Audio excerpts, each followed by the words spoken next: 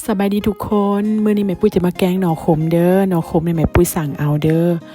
แม่ปุ้ยสั่งมา2กิโลนะทุกคนหน่อก็งามเลยเนาะ2กิโลก็ได้สำเนียเนาะทุกคนเนาะแม่ปุ้ยก็จะมาต้มน้ำเด้อทุกคนต้มน้ำแม่ปุ้ยจะมาปรุงด้วยเกลือเนาะแล้วก็เป็นนัวลงไปแล้วแม่ปุ้ยจะใส่ขนมลงไปน้อยนึงเนาะแล้วก็ตามด้วยน้ำปลาเด้อใส่น้ำปลาลงไปแม่ปุ้ยจะบอกแกงใส่ปลาแดกเด้อทุกคนต่อไปแม่ปุ้ยจะใส่ข่าหัวสินค้าและใบขี้หูดลงไปเนาะปลาว่าเห็นหมอฝดแล้วแม่ปุ้ยจะเอาหมู3สั้นที่แม่ปุ้ยซอยแล้วลงมาใส่เนาะระหว่างที่เราถามหมู3สั้นแม่ปุ้ยก็จะมาปอกหน่อไม้โดนทุกคนได้ประมาณนั่นแหละเนาะหลังจากปอกแล้วแม่ปุ้ยก็จะมาซอยเป็นตอนประมาณนี้เนาะทุกคน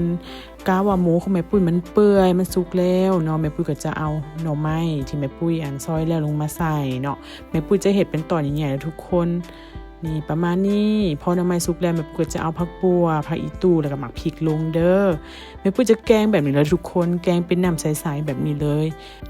เวลาแม่ปุ้ยซื้อหน่อขมมาเท่าใดเนาะแม่ปุ้ยจะหมักแกงแบบนี้นะทุกคนจะบ่แกงแบบคือแกงหน่อไม้เด้อจะแกงแบบนี้แหละกินกับแจ่วแบบเผ็ดๆนะทุกคนเห็ดเป็นตอนใหญ่ๆแล้วเอาตอนมันหั่นจำแจ่วคุยกับแจ่วนะรู้สึกว่ามันแซ่บมันโอเคกว่าแกงแบบแกงหน่อไม้เนาะหลังจากแล้วเนาะแม่ปุ้ยก็จะมาตักใส่ถ้วยเลยทุกคนตักใส่ถ้วยแบบนี้เลยเนาะหมูแม่ปุ้ยก็เปื่อยคักๆแล้วต้มแป๊บเดียวนึงไปนำถึกหมูอ่อนอย่างที่บอกเนาะ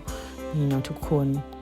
น้ำใสๆแต่หับประกันเด้อว่ารสชาติมันแซ่บมันกลมกล่อมขนาดเนาะนี่หน้าตาประมาณนี้นะทุกคน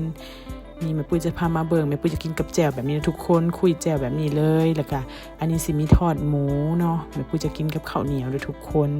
ป้าแบบอาหารมื้อนี้นะถึกใจแม่ปุ้ยแฮงเนาะสมกับว่ารอถามมาเป็นถิดขนาดแม่ปุ้ยสั่งออเดอร์เนาะไม่นี่เนาะ